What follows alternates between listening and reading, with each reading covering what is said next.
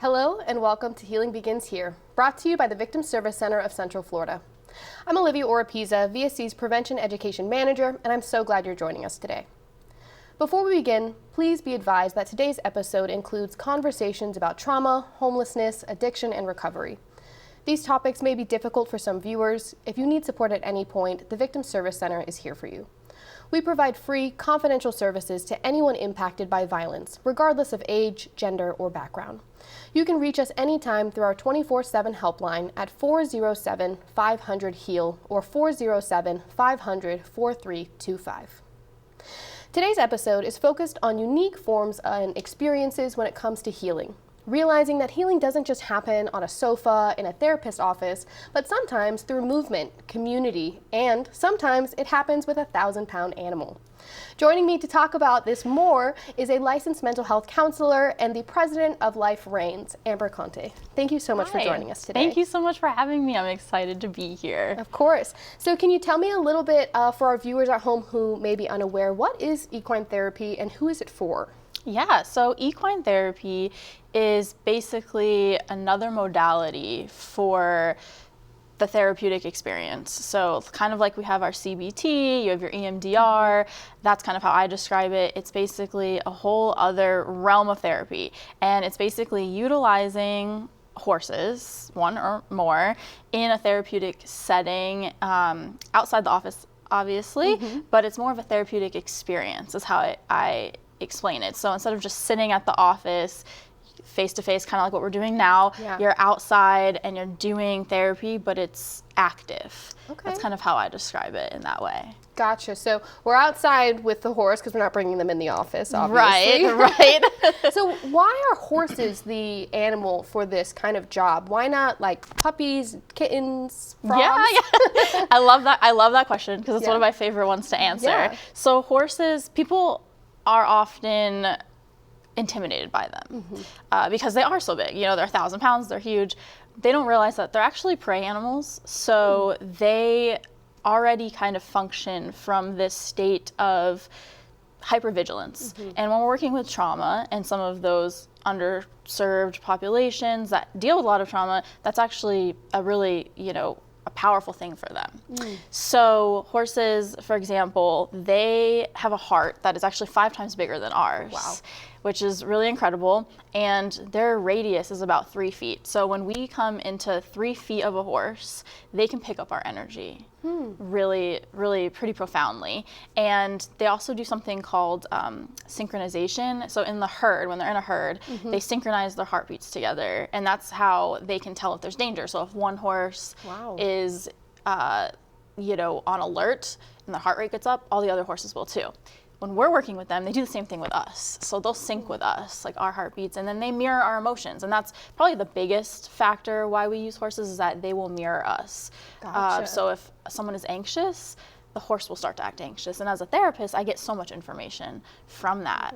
So that's kind of in a nutshell why we use them. Okay, yeah, I had no idea horses were considered prey, and then also that they have that ability to sync heartbeats and to kind of, it sounds like they're able to sort of see the patient a little bit. They are, and sometimes more than I can. Yeah. So that's really, and so it gives me so much more information sometimes than just sitting in office, because I have clients that maybe don't want to talk, they're not maybe more guarded, but what I've seen is put them with an animal, a lot of times those walls come down, and then I can also get more information.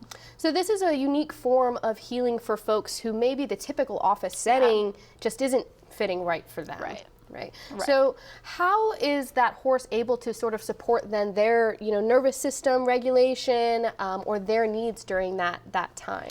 Yeah, so I would say the best thing is kind of like I said, there's a mirror effect, right? So it teaches really big self-regulation skills. That's like a huge thing. So I think like also being outside the office, I mean, there's a calming effect to that. But being with the horse is starting to get fidgety or anxious. I, as a therapist, can bring attention to that, and that teaches the client, okay, I need to get this horse to calm down, I have to calm down. So there's regulation that happens with that. And then also I think when horses do things that initiate trust, right? So one of the big ones is like falling asleep around clients. They're prey animals. We're predators. So if a horse is sleeping around you, that's like probably a huge compliment to be able to feel safe enough to do that. And for people who have trauma, who have struggled with trust, getting that trust and getting their boundaries respected by this like huge animal that could, if they wanted to, run you over. They don't, but they could, right? I mean, that's like such a huge thing for them. So there's a relationship building component as well to this. Yeah.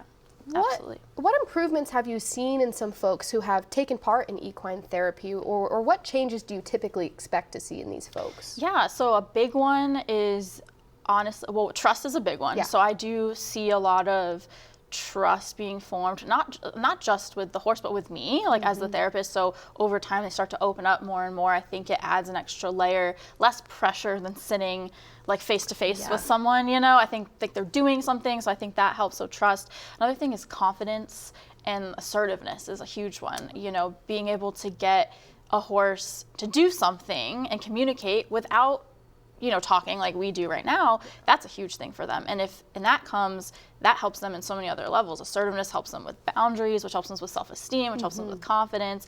And then just overall, I would say mood improvement. So like depression improves, anxiety improves. There is research that indicates that being around horses will actually lower your blood pressure when you're grooming a horse by 10 points. So like incredible. 10 points a minute or something like that. So it's like there's biological effects to that as well. And so I think it just promotes this overall like mind, body, like soul kind of part. Wow, that's incredible to be able to get that from, therapy with this large animal. Yeah. And like you said, many people may be kind of anxious to be trusting that horse and to be going into that space like that. What would you offer as some encouragement to folks who maybe are on the fence to try out equine therapy? I say just take a step and go to the place, right? Even if the whole session you don't even interact one-on-one. I've spent sessions just bringing them to the pasture and letting them just be around them. So slow starts are a thing for sure. So I always definitely encourage that. And then also the nice thing is that it's all on the ground. It's all groundwork. So you don't have to get on the horse. There's no pressure to do that, which is really great. It's inclusive, so anyone can do it. But it's also, you know, we care about safety a lot. So it's me, there's an equine specialist. You're going to be in like great hands. So I always say, like, even if you just go to the space, just be around them for a few minutes, that could be one whole session and that's enough. Wow. Yeah. Well, Amber, thank you so much for being here today and for the work that you do. Thank you so much for having me. It was a pleasure. Of course. Thank you. If you're interested in learning more about equine therapy and Life Reins, check out www.lifereinsincfl.com. Stay tuned as we move from horses to art and learn from our next guest about how art can become a lifeline during some of life's most unstable moments. Stay tuned.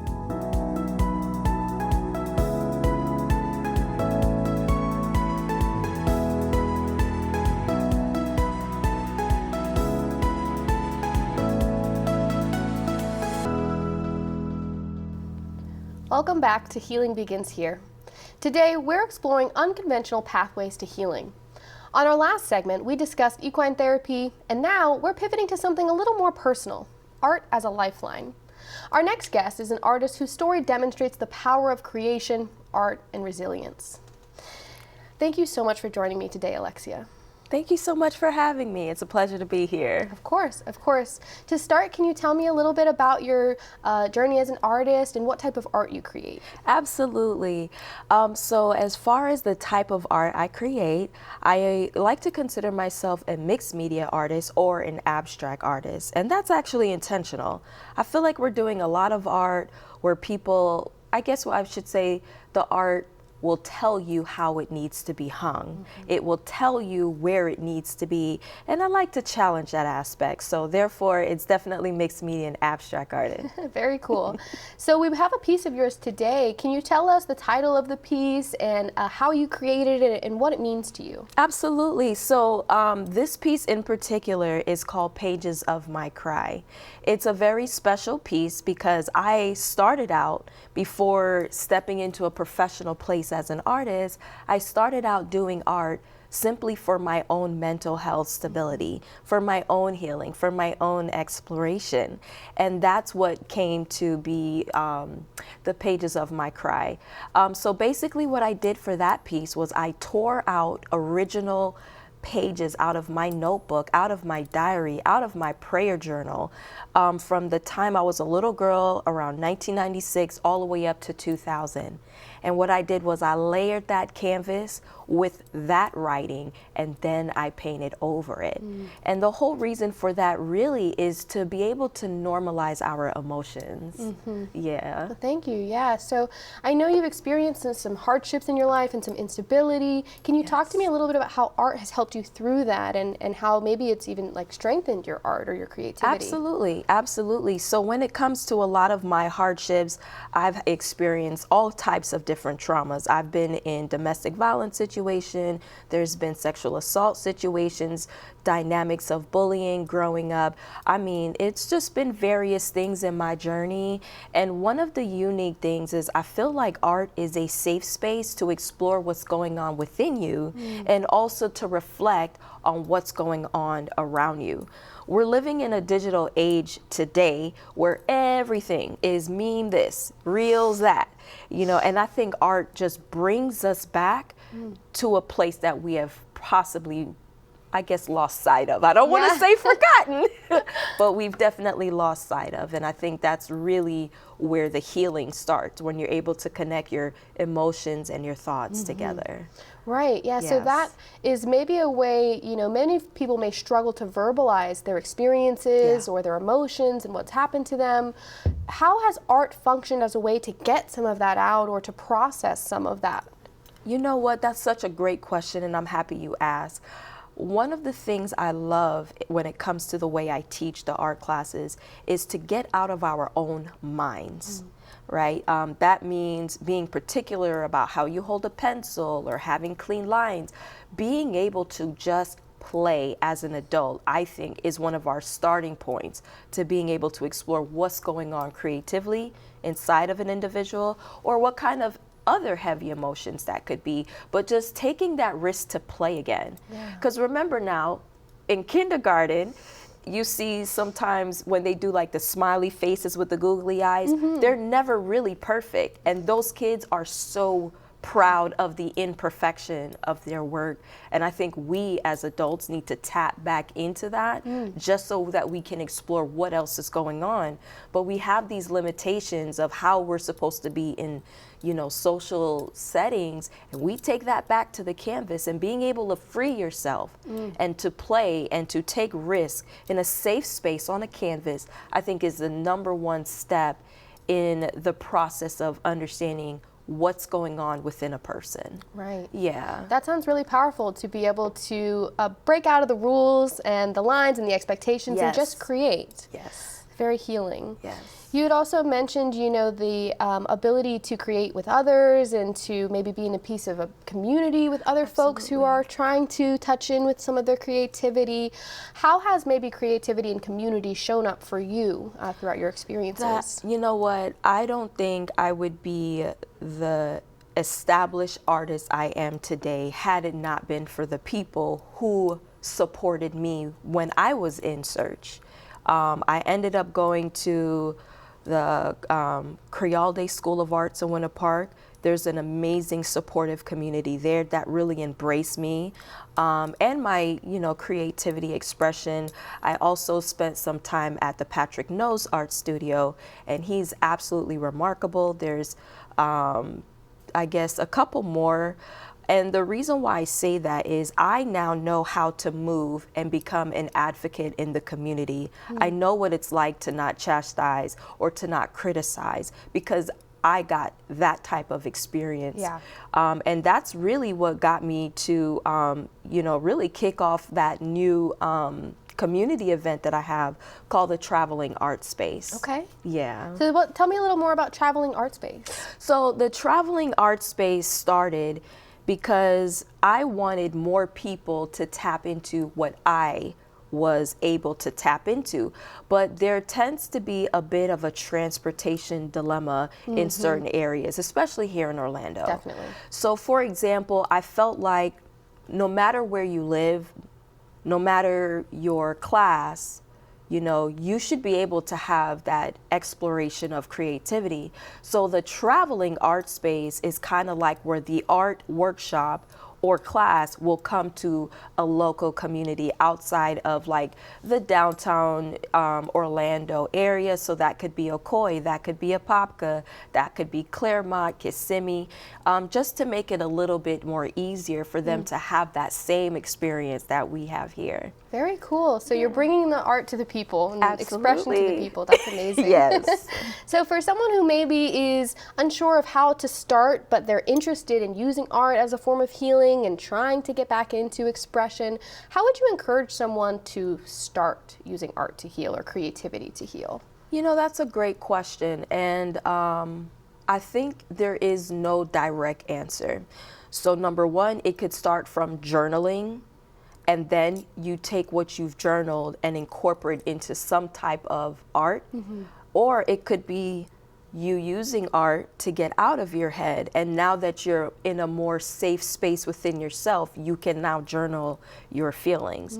So I would say whatever an individual is gravitating to first would be the first step, and then picking up a paintbrush and just putting something on the canvas in any way would allow the person to have a freedom without it being so structured, like you must do this step first and that, because healing is not, healing is very abstract, just like my work. Right. Yeah. That's amazing to be able to heal in a way that works with you without the rules and limitations, Absolutely. and then applying that to art and expression as well. Absolutely, absolutely. Well, Alexia, thank you so much for being here today and for sharing your artwork and truly for the work that you do.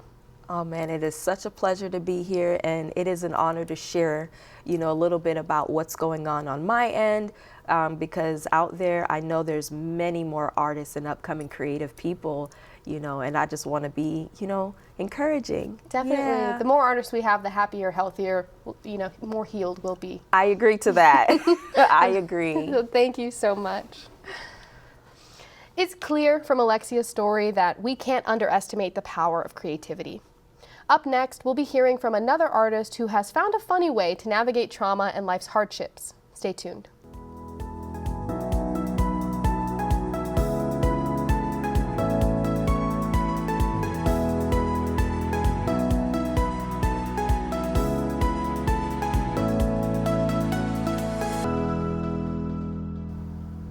Welcome back to Healing Begins Here. Recovery is often portrayed as heavy, rigid, or defined solely by abstinence, but healing can also include creativity, playfulness, and even humor. Our final guest is Sarah Schulak, an artist, cosplay creator, founder of Sober Betties, and an author who has spoken openly about sobriety and learning to find laughter, even in conversations about mortality and loss.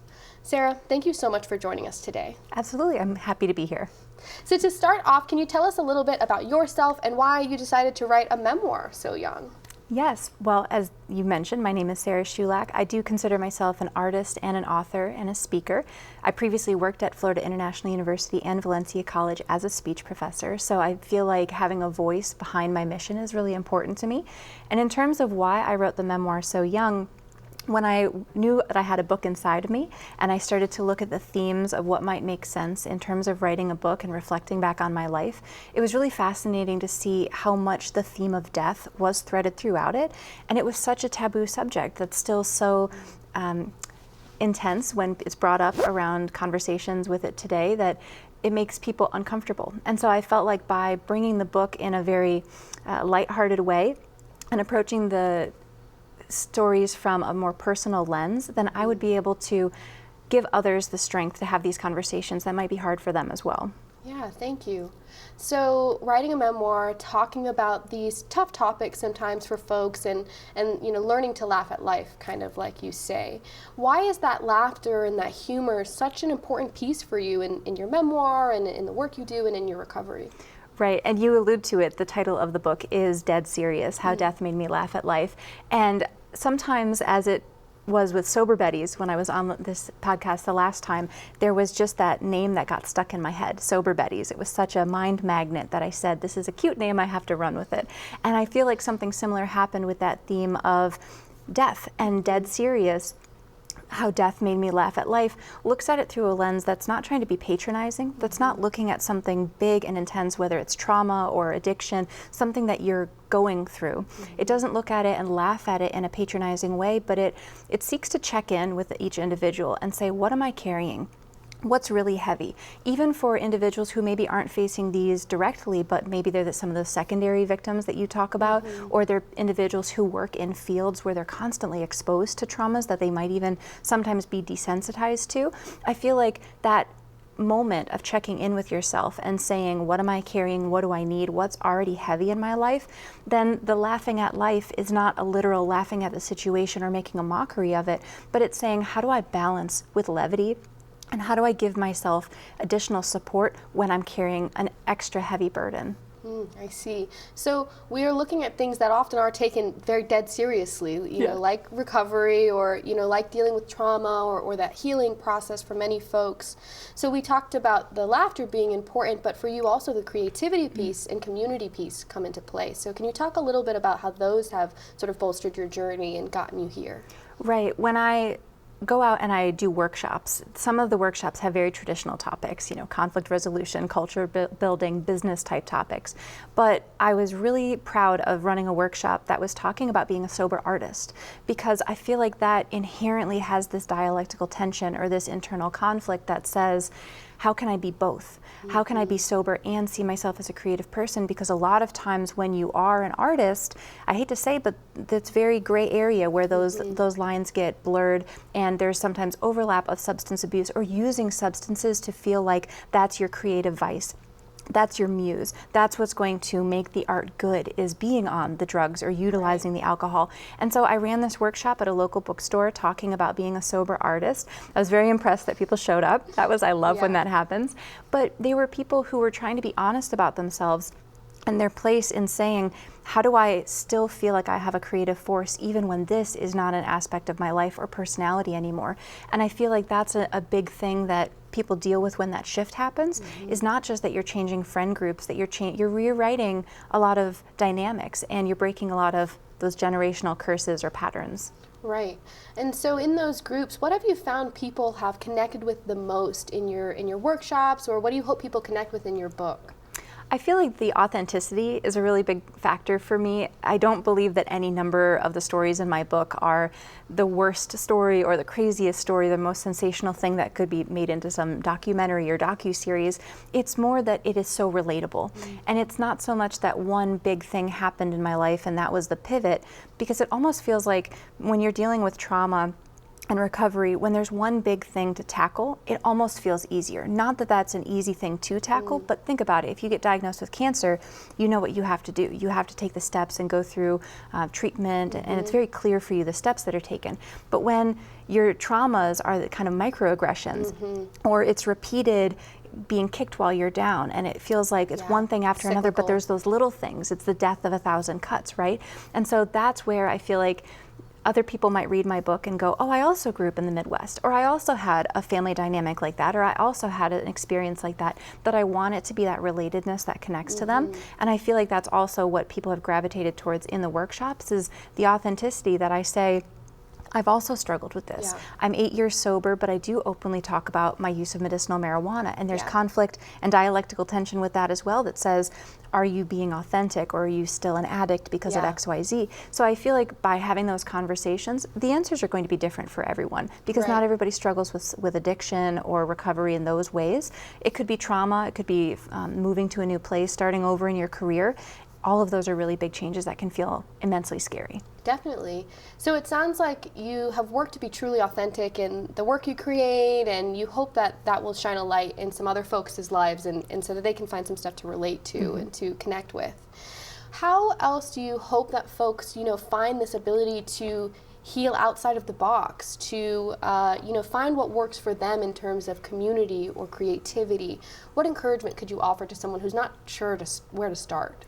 I think that the most important way to start when you're on that path and you're changing things, changing really big things about yourself, is to seek out the people who support you in different ways. And I know that you had another guest on here earlier in this podcast named Alexia, and we have this art piece that I created with her.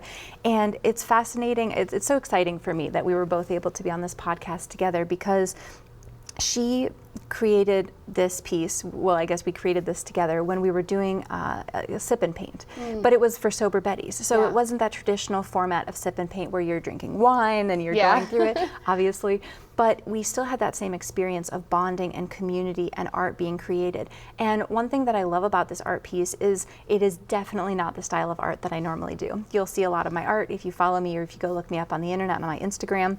But with this art, I was following her guidance. I was letting myself take the ego out of the equation and saying, how is she guiding me to make this art? And I love it. It's a piece that really speaks to me. I love the composition of it. I think that it was definitely a piece that I would consider channeled through me, that it wasn't just my brain saying, make this, that you already have the vision of. It just organically came about with her guidance.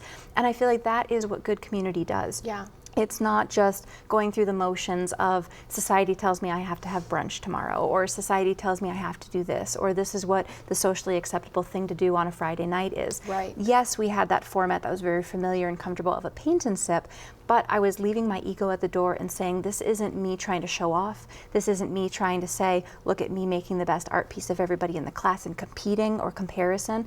It's standing up, coming to that table with an open mind and an open heart and saying what art is going to come out of this.